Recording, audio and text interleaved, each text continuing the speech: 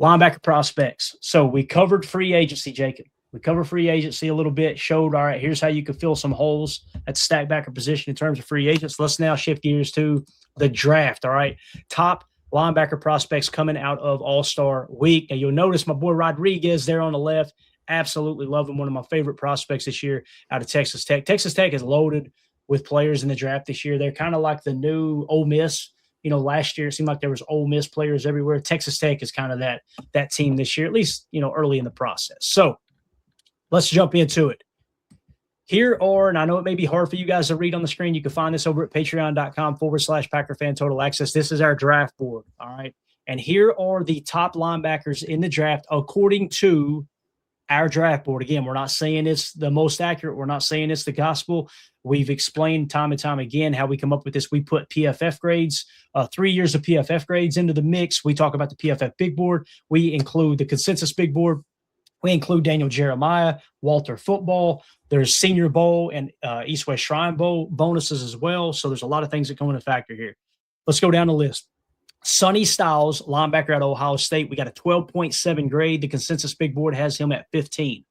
Arvell Reese, versatile linebacker at Ohio State. Some people see him as a pass rusher. Other people see him as just a stack backer. Most people see him as a hybrid, kind of like Nakobe Dean. However, I feel like Arvell Reese can play stack backer much better than Nakobe Dean. That's just my personal opinion.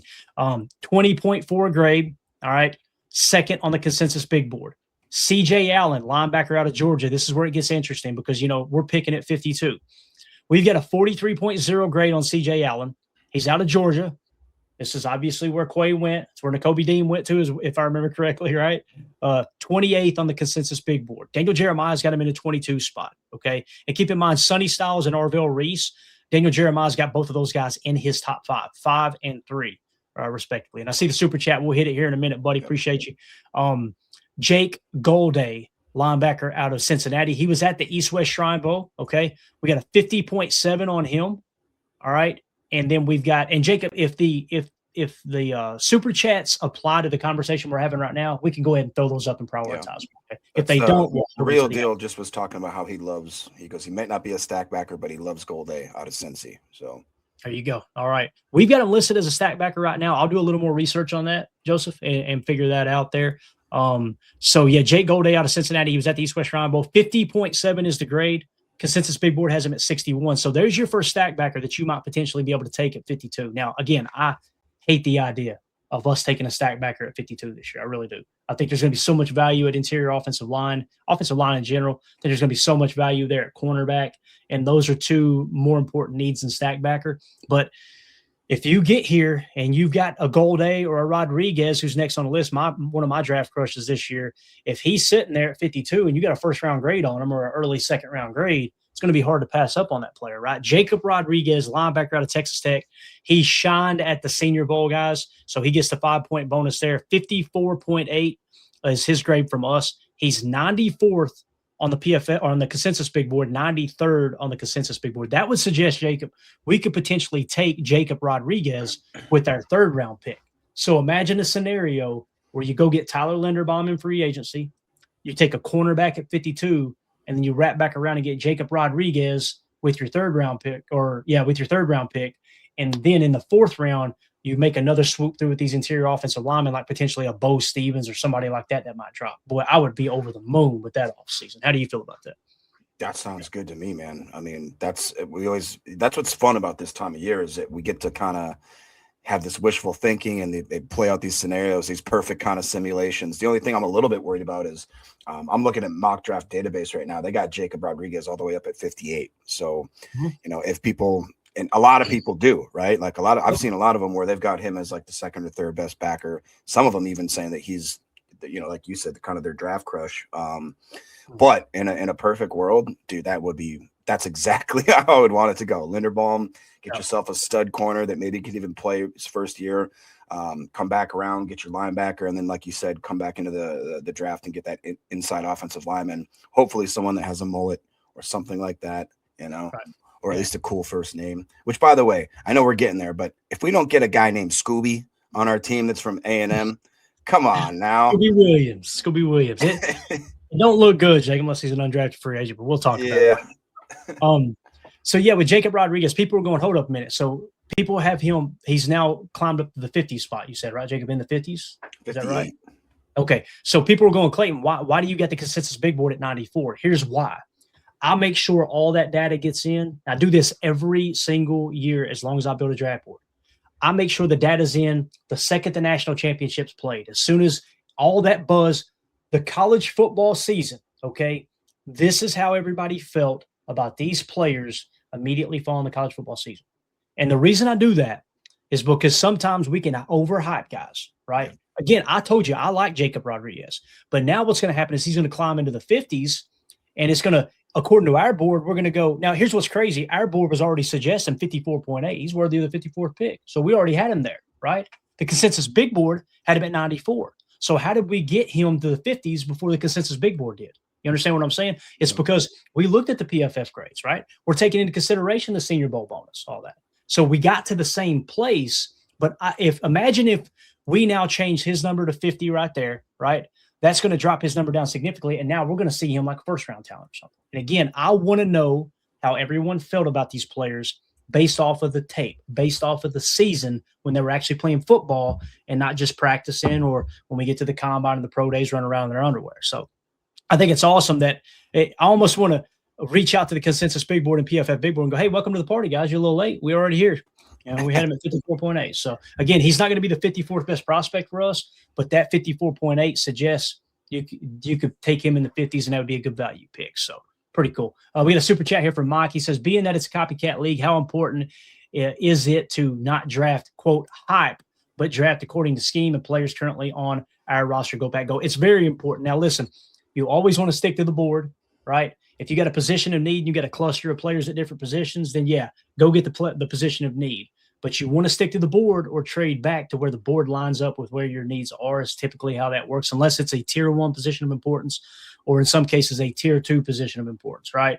But what you're saying there with the copycat league, it's so true. The hype is what you got to really be careful of. And if you haven't caught on, our board is designed, okay, it's created to prevent us from buying into that hype. You know, somebody the other day said, you need to, it was kind of a rude comment, and we get those from time to time. It is what it is. They said, and I'm paraphrasing, but they said, you need to forget about what the board says and just go with your gut with the player you like. And I'm like, no.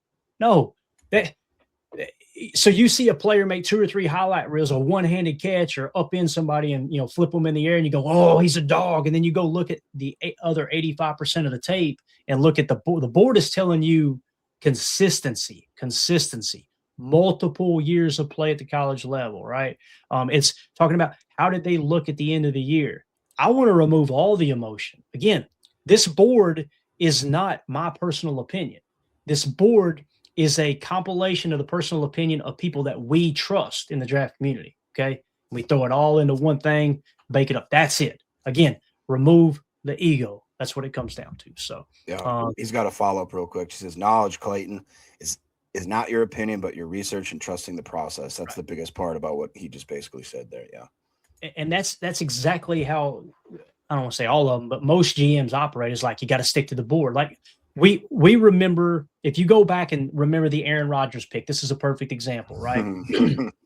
So in the draft room, they said as they kept getting closer to pick, what was it, pick 22, I think. And Ted Thompson, he said he kept looking up at the board and noticing, if he's there, we're going to have to take Aaron. And we got Brett and this and that, right? So they get down there and they get within 2 picks, and then they notice the teams in front of them, unless somebody trades up, they're not going to take a quarterback. So Ted Thompson goes to Bob Harlan and says, Bob, can you come out in the hallway with me real quick? And you guys know who Bob Harlan is, right? Bob Harlan is royalty in Green Bay. That dude, everything you see, you know, Mark Murphy gets a lot of credit for Titletown, and he should, but none of that happens if Bob Harlan didn't forecast the whole future of, hey, we need to build an atrium around Lambeau Field. We need to make this a year-round destination. And then that trickled into what is now Titletown. It used to be a Kmart over there, right? So all of that happened because of Bob Harlan. So Ted Thompson grabs Bob Harlan, who was the president at the time. They go out in the hallway and said, listen, when we pick at 22, if Aaron's there, I'm going to take him. And you need to know it's going to get loud. We're going to catch a lot of hell. We're going to catch a lot of heat for this, right? And Bob Harlan looked him in the eye and said, you're the GM, Ted. Make the call. I support you. And he knew the boos were going to rain down in the draft party downstairs in the atrium. He knew the crap was going to hit the fan when they drafted him. But again, the board, tier 1 position of importance in quarterback, and he was the best player on the board. And he said, got to stick to the board. You got to stick to the board. If he doesn't stick to the board there and just focuses on need, right, and emotion, like I need to win now. I need to protect my job now. We miss out on however many years it was that Aaron Rodgers was here and that Super Bowl, in my opinion. So that's why it's important to remove the emotion. You can look at the opposite side of that spectrum as a GM that knows what he's doing, that, like you said, doesn't let certain intangibles affect what he's going to do. J. Cole brings up a good point. Is it true the Vikings' former GM used PFF to draft players? That's the rumor I've heard. That is the rumor, yeah. And what's crazy is that guy was apparently this supposed steal, out of the coaching tree because he's so good at drafting. And I would argue that if you talk to any Vikings fan that has been a Vikings fan over the last 5+ years, they've said our drafts have been absolutely booty cheeks. So it's interesting to see the double side coin, right? Like, people like to complain about Gutekunst, and I can understand certain moves that would make you scratch your head maybe sometimes, but going back at what we've had, the luxury, everybody highlights the quarterbacks and the success we've had over the last 30 years. Well, there's a reason. It's because from the top down, this organization was ran by very respectable men that didn't let emotion, didn't let the media, didn't let a lot of other intangibles affect the way that they drafted and the way that they ran the organization. I think that's something to be said for. Yeah, and the media gets mad over that, right? They refer to Green Bay or 1265 as Red China and this and that. It's like, oh, they want – of course they're not going to let their information out, man. Are you kidding me? It'd be like if a reporter came to me just randomly, I'm out mowing a yard somewhere, one of my 85 customers, and they come up to me and go, hey, if you don't care, we're gonna put something on the news tonight. Will you tell us about your books? Will you tell us about what your plan is for your business model moving forward in 2027? Knowing that all the other landscaping companies in Washington County is going to be watching that, like, why would I do that? So again, you can get upset about it, you can get aggravated about it. As a fan, I want as much information as I can possibly get, but you got to understand why they do it. They don't want to give up that competitive edge. So, and most of the time, the folks that say, "Oh, you're not giving up a competitive edge," they don't truly understand how a roster is built. Right now, in terms of that PFF thing, everybody's framing that like that's all they used. I don't know that, Jacob. If it is, that's crazy. If it's just like whatever PFF says, that's what we're taking. But I will say this: there are a ton, if not every NFL team that uses PFF data. That's been proven. I'm sure they do. Coaches talk about it, right? So there's kind of two different ends of the spectrum there. But yeah, he's a very analytics-based guy. And again, the analytics is crap in the bed here lately. You don't believe me? Go ask Sean Payton. They're not going to the Super Bowl because he wanted to, and again, it sounds like he went against the analytics, although not kicking the field goal.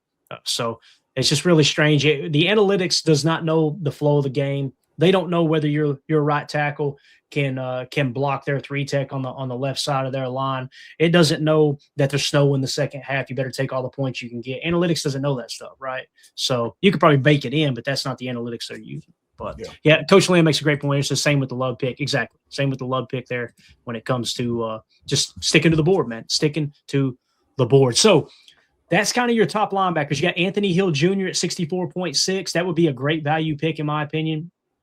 Or actually, no, it wouldn't if he goes at 38. I apologize. It's actually the opposite. He's in the 38 pick, 64.6, not a good pick. I was thinking of the next one. Torin York, linebacker out of Texas A&M. He was at the East-West Shrine Bowl, 79.7. The consensus big board had him at 108. So that would be a good value pick. I'll tell you another good value pick, and I've talked about him. He's battled an ankle injury. Emilio's going to love this. Red Murdoch from Buffalo. Guys, they had him at 191 on the consensus big board. The PFF big board didn't even have him, okay? And he was listed as an East-West Shrine Bowl guy. And I'm like, okay, let me do some research on him. Well, he didn't play at the East-West Shrine Bowl, but he went there and did all the meetings and everything. He's nursing an ankle injury.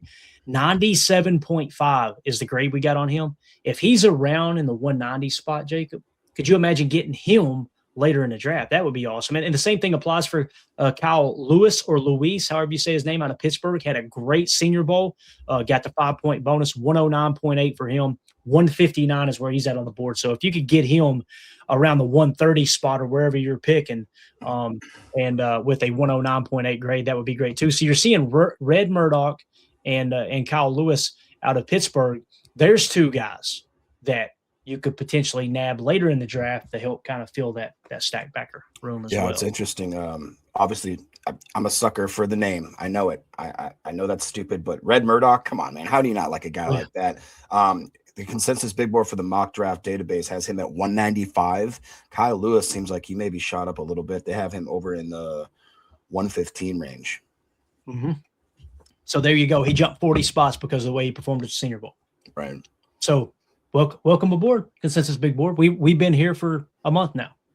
Pretty cool. It makes me proud of the board and everything we've created. I started this board in 2010 where it was a whiteboard on my wall, and I would literally write them in from the Consensus Big Board data, or the closest thing I could find to it, and then I would go through and try to find any statistical comparisons for each player and give them a plus or a minus and shift it around. And now it's evolved into all this. It's just it's a lot of fun to put together. Now, a new addition to the board, and we'll wrap this segment up.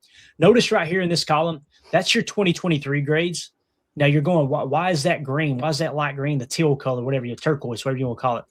Those, any prospect on our board that has those, I'm going to have Emilio get y'all a new link today. That means we have filled out a prospect report for them, a scouting report, okay? And notice I didn't do any of the top backers because I don't think they'll be available. I keyed in on the guys that might be available when we pick in the second and third round. So you can literally go to our Patreon group, patreon.com/Packer Fan Total Access, and you can click on, or you can go to the library screen. I think it's actually this tab right here, library. You click on that, and in the search bar, you can just type in Goal Day, hit enter, and a scouting report will pop up. You can click on it. It'll give you a full scouting breakdown on him. Now, once the top 30 visits are starting to trickle, when they start to trickle out in the draft process, we'll go even deeper on those players. We'll give you a full breakdown, talking about high school background, what they were scouted, were they a 3 or a 4-star athlete coming out of high school, all that stuff. So that'll be added in. Again, you can find that at patreon.com/Packer Fan Total Access. So if you guys are watching this video back later, let us know in the comments, how do you feel about those linebacker prospects? Is there anybody that grabbed your attention? Is there anyone there that you say, hey, I would like to nab him at 52? Or maybe you want to wait till the third round. Maybe you want to wait till the fourth or the fifth round. Let us know in the comments what you think about that. Make sure you hit like, subscribe, click the bell icon so you don't miss out on future content.